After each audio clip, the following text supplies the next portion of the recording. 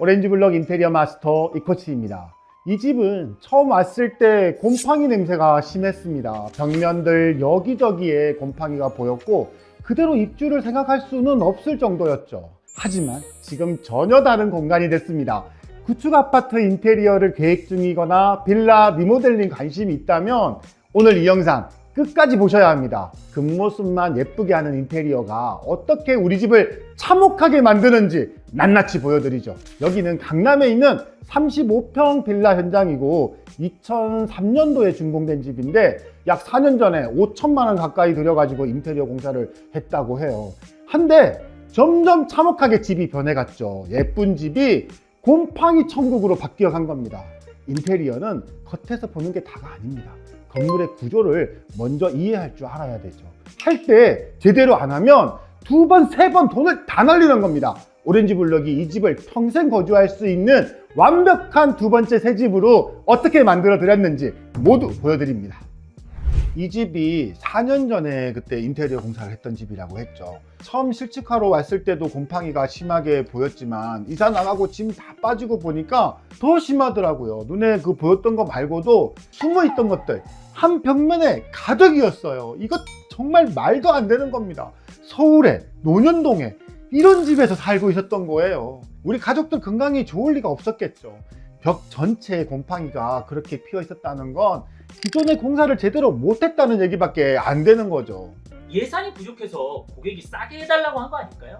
물론 예산이 부족했을 수 있어요. 그런데 결과가 이렇게 나올 걸 미리 알았으면 어떻게 그렇게 해요? 고객도 이런 얘기 듣고 알았으면 어떻게 대충 싸게 해주세요 이렇게 하겠어요. 인테리어는 겉으로 예뻐 보이면 되는 게 아니에요. 미리 예상했다면 충분히 고객한테 설명도 하고 안 보이는 것도 기초부터 꼼꼼하게 제대로 하는 게 당연한 거 아니에요? 돈 아끼려고 철근 빼면서 공사하면 안 된다는 거 다들 알고 있잖아요. 그거하고 같은 건데 그걸 모르는 분들이 많아요.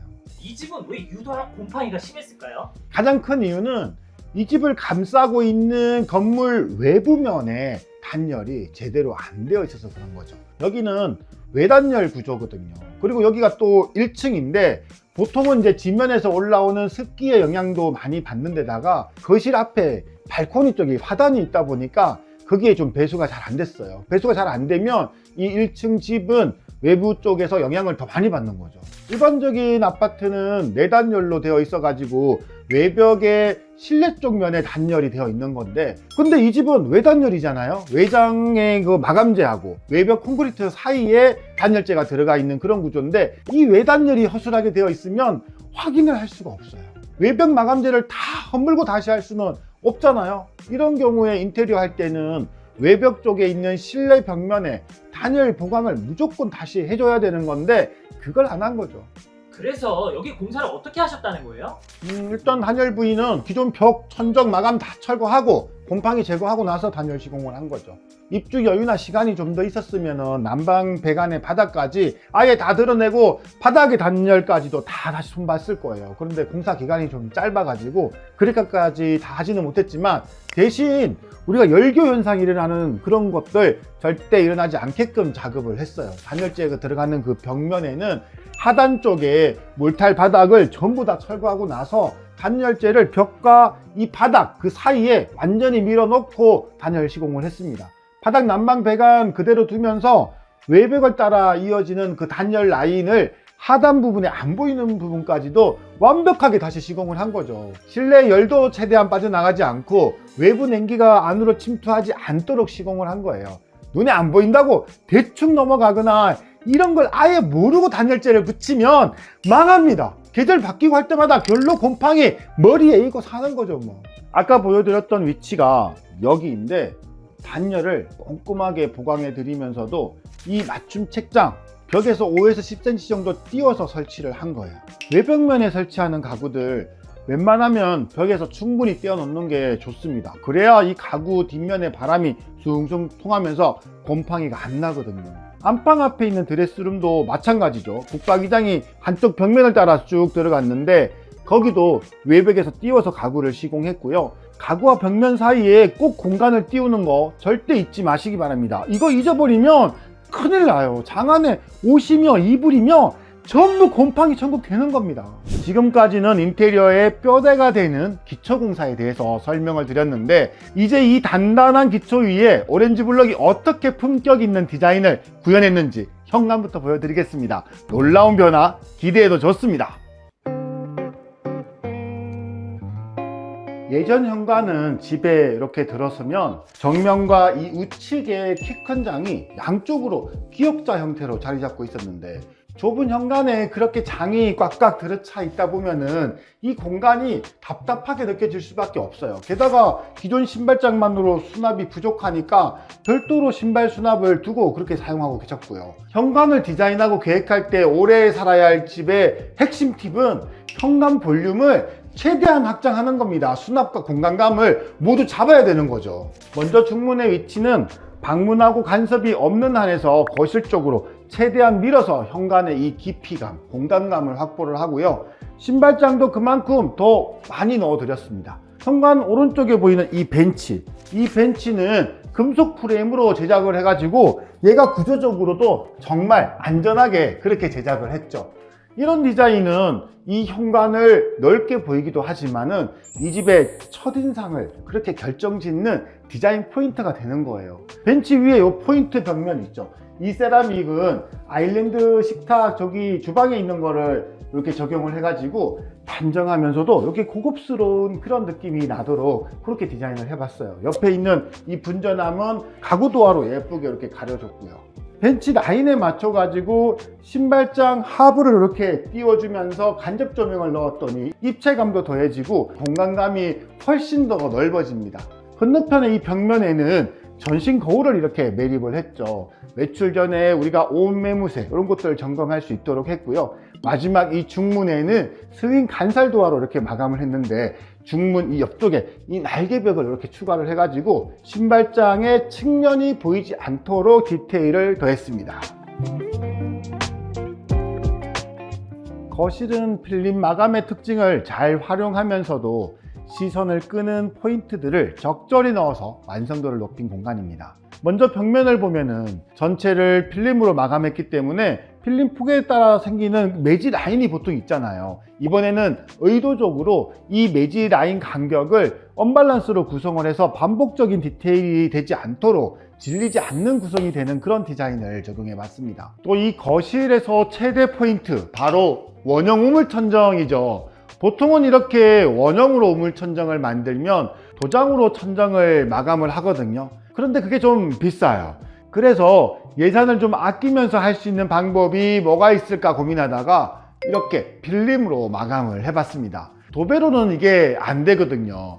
아무래도 필름이다 보니까 원형 우물 천정 양쪽으로 이렇게 매지 라인이 좀 생겼지만은 가성비 있게 시공할 수 있었던 거죠. 그러니까 원형 우물 천정이라고 해서 무조건 도장으로만 마감하라는 법은 없어요. 또 TV 아트월은 거실에서 포인트 주기 정말 좋은 부분이잖아요. 지금 이 필름은 영림의 그레이스톤 컬러인데 안방 콘솔 공간부터 해가지고 안방 도 벽면 그리고 이 거실까지 이어지는 이 벽면의 이 라인을 전부 짙은 그레이 컬러로 마감을 하면서 이 공간의 무게감도 더했습니다.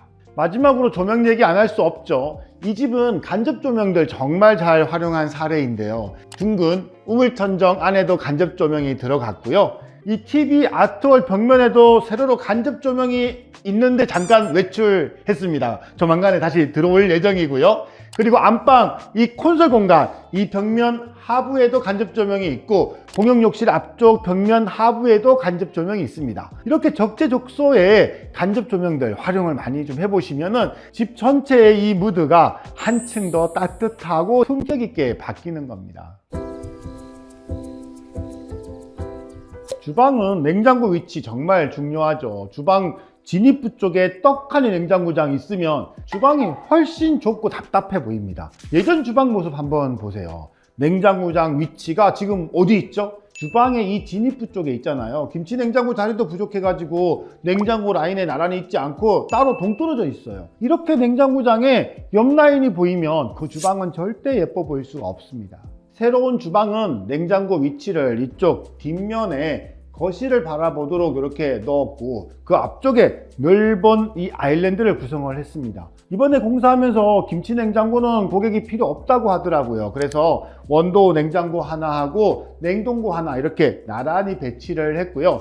전면 아일랜드의 이 크기가 폭은 1200, 길이는 2400 정도로 이렇게 잡았습니다. 이 통로 폭은 여기가 850 정도로 이렇게 잡으면서 이동하는데 불편함이 없도록 했고요. 상판 자재는 고급스러운 세라믹으로 측면까지 쭉 내려줬어요. 이렇게 아일랜드 측면까지 상판 자재를 이렇게 감아 놓으면은 확실히 고급스러운 느낌이 강해집니다. 아일랜드에 싱크볼 인덕션이 있고 후면에 이렇게 냉장고가 있으니까 완벽한 삼각 동선이 만들어지는 겁니다. 냉장고 또 옆에 홈바를 이렇게 넣어 두었죠. 작은 소가전도 두고 쓰실 수 있도록 했습니다. 홈바 하부장에는 직배수 로청 여기에 들어갈 수 있게끔 주차 공간도 미리 마련해 뒀고요. 그리고 이 주방의 이 히든 공간 바로 팬트리인데 식자재라든가 지저분한 짐들 이곳에 넉넉하게 수납할 수 있도록 미친 수납 공간 선반들을 짜드렸습니다.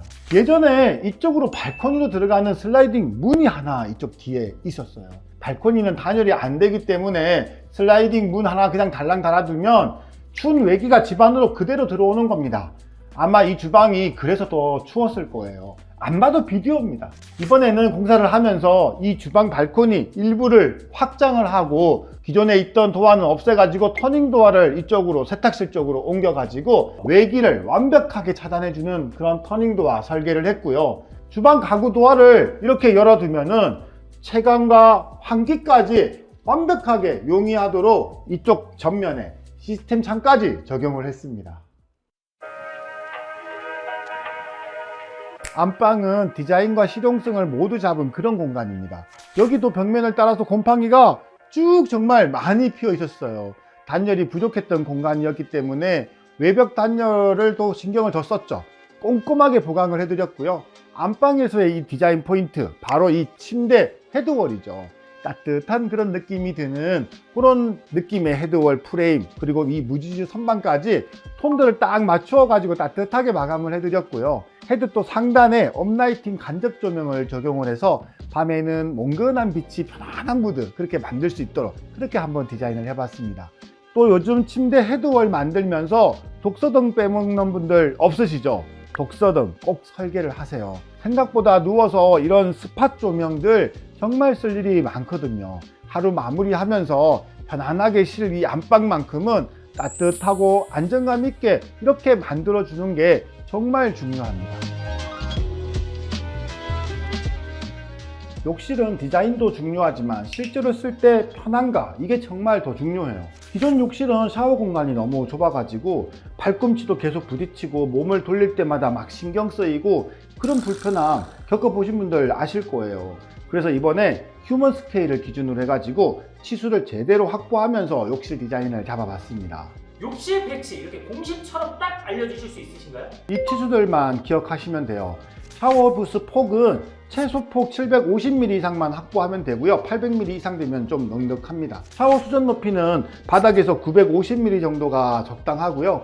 양변기 공간은 좌우의 폭이 700mm 정도 확보를 해야 좁다고 느껴지지 않아요. 그리고 세면대 높이는 800에서 850 정도 전후가 정말 쓰기 편한 기준이고 메리수전 쓰신다 그러면 바닥에서 한 1m 정도 높이에 오도록 그렇게 잡으면 됩니다. 이 정도만 정리를 해도 욕실에서 겪는 스트레스 반 이상 줄일 수 있고요.